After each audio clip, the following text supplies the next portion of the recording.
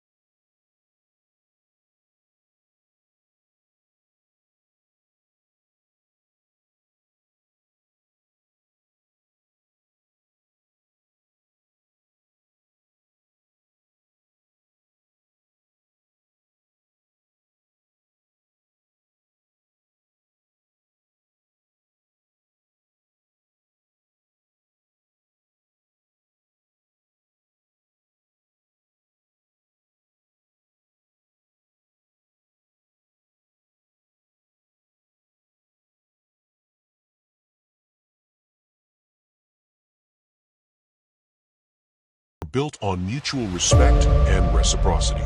When you give your kindness indiscriminately, you attract people who might be more interested in taking than sharing. A common example is the opportunistic friend, someone who only reaches out when they need something but is absent when you're the one in need. Recognizing these patterns is essential for protecting your emotional well-being. Stoic philosophy encourages us to choose our companions wisely. To do this, observe the behavior of those around you, who uplifts you, who drains you. A useful exercise is to list your key relationships and reflect on how each one impacts your life. This process helps you identify who deserves your time and who requires clear boundaries. Establishing balanced relationships takes courage and often involves distancing yourself from toxic people and rethinking old connections that no longer serve you. On the other hand, when you invest in relationships based on mutual growth, it's a chain, enriching exchange. It's like planting seeds in firm soil. The effort you put in comes back in abundance. Being selective doesn't mean being cold. Instead, it's about channeling your kindness toward those who truly value and respect who you are. Positive influence on your life is inevitable. What happens when you stress and maintain unbalanced relationships that leads to unbalanced? Let's explore this delicate balance. Picture this: emotional imbalance caused by excessive kindness and unbalance. Constantly feeling overwhelmed by it's natural to seek escape. This review often comes with forms that don't empower you. Procrastinating, or relying on substances like coffee. This cycle becomes the burden, pulling you further away from the person you are. Picture someone who never says no. It is all to everyone's responsibility. This person is exhausted, might start to resent you. For example, spending hours scrolling through social media or watching Netflix is a way to avoid feeling emotional. While it may seem harmless, these behaviors can create procrastination and steal time. Stoicism teaches us that true freedom comes from self-control and discipline. Instead of seeking solace in destructive habits, focus on healthy strategies to manage stress. Practices like meditation, exercise, and for example, dedicating just 15 minutes a day to reading authors like Epictetus or Seneca can help rebuild your mindset.